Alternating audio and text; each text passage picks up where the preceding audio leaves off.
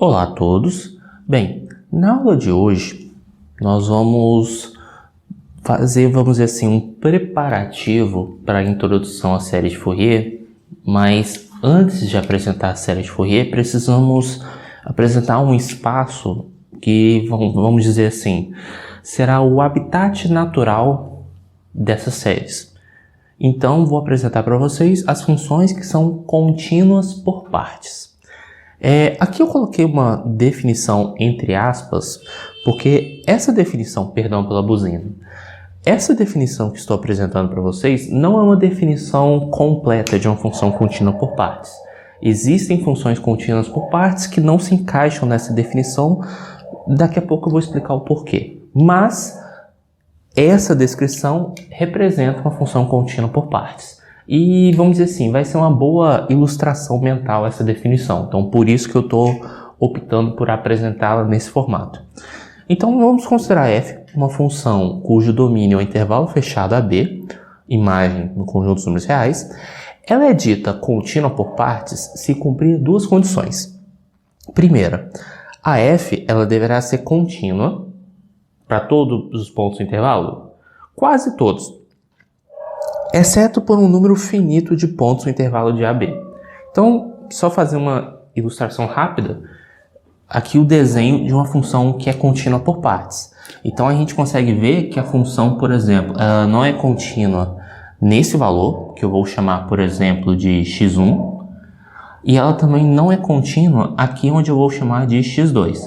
Então, essa função ela é contínua em todos os valores de A do intervalo AB, exceto x1, x2, ou seja, uma quantidade finita de pontos. Essa hora que eu tenho que reforçar essa observação. Na verdade, se eu quisesse ser mais rigoroso, eu precisaria trocar número finito de pontos por uma quantidade enumerável de pontos. Só que como isso é um conceito mais da análise, entender o que é infinito enumerável, infinito não enumerável, então eu vou, vamos dizer assim, dizer basicamente que é descontínua em uma quantidade finita de pontos, mas assim, nesse caso de descontinuidade numa quantidade enumerável de pontos, eu vou apresentando com exemplos e aí o que acontece? Vou ampliar um pouquinho mais essa definição de função contínua por partes. Mas por enquanto, vocês podem pensar que ela é descontínua em uma quantidade finita de pontos. Depois, com os exemplos lá na série de Fourier, na hora que eu for apresentar um exemplo prático de uma função que ela é descontínua numa quantidade enumerável de pontos, aí sim vai ficar mais fácil. Mas para efeito mental, você pode pensar numa quantidade finita de pontos. Se você já conhecer análise, então você já pode trocar número finito por pontos por um conjunto enumerável. Então, vamos lá. Mas essa é a primeira condição. A segunda condição é a seguinte: quando você considera esses dois limites, ou seja, o limite quando h tende a zero pela direita da função f de x0 mais h, esse limite e esse limite com h tendendo a zero pela esquerda, ambos devem existir. Não precisam ser iguais, mas devem existir para todo x0 no intervalo de a a b. Se esses limites laterais forem iguais, a função é contínua. Porque, afinal de contas, quando h tende a zero pela direita, quando h tende a zero pela esquerda, isso aqui dando vai dar um valor, esse valor vai acabar sendo o f de x0. Exemplos aqui do nosso desenho, quando você calcula, por exemplo, o limite quando x tende a 1 aqui, ou quando h tende a zero pela direita do x1 mais h, tendendo à direita, o resultado vai dar este ponto aqui de cima. À esquerda vai dar este ponto aqui, mesmo f de x1 batendo aqui no meio. Então, deixa eu só fazer uma correção, né, na minha definição que eu falei que os limites laterais devem ser iguais. Na verdade, os limites, para ser contínuo, os limites laterais devem ser iguais e ainda devem ser iguais a f de x0.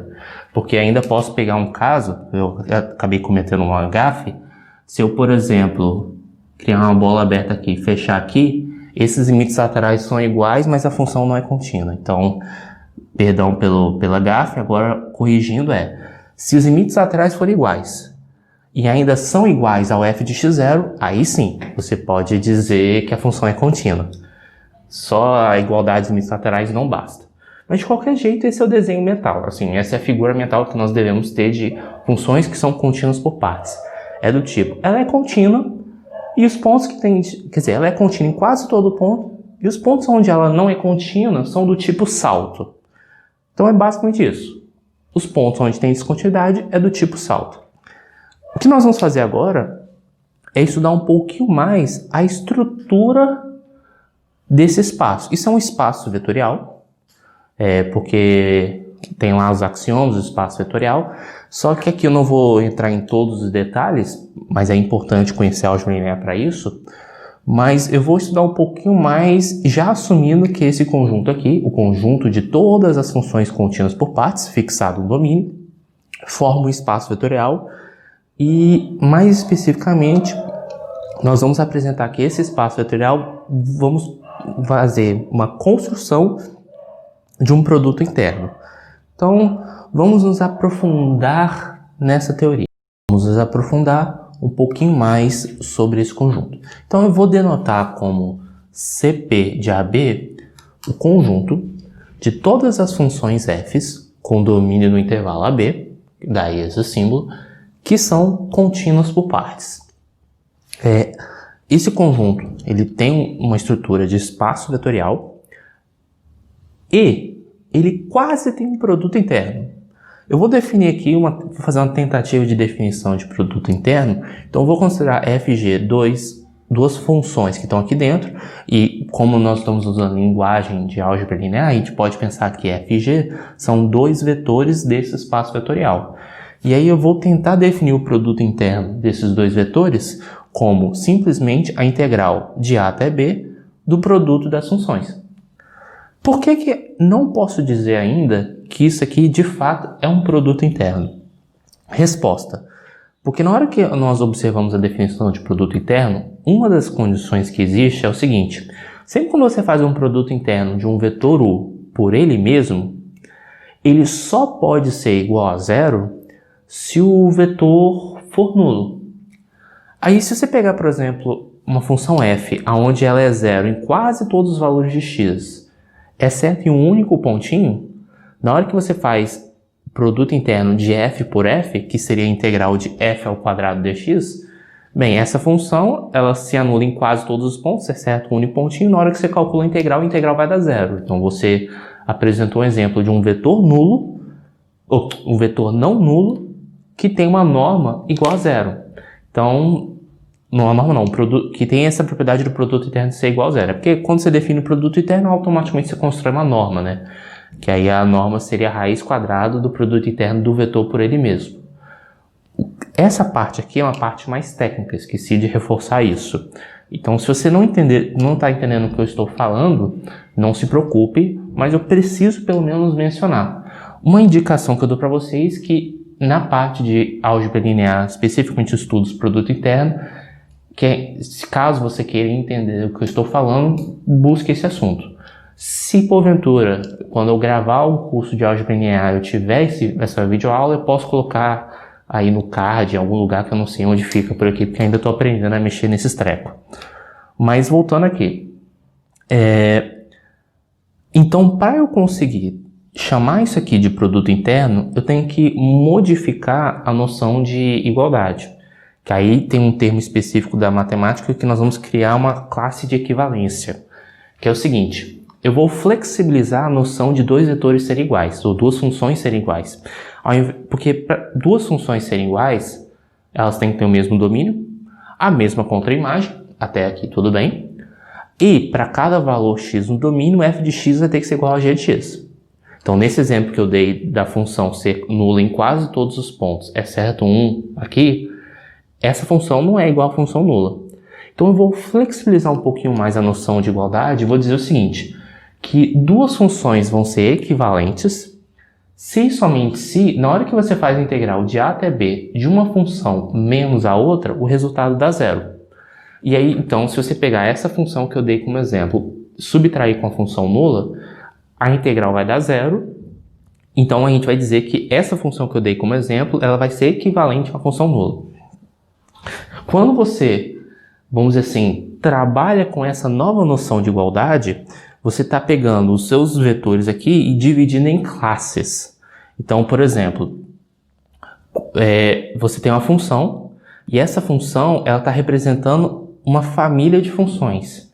Que família é essa? Fixada uma função f. Que família é essa? São todas as funções que na hora que você calcula essa integral, dá zero.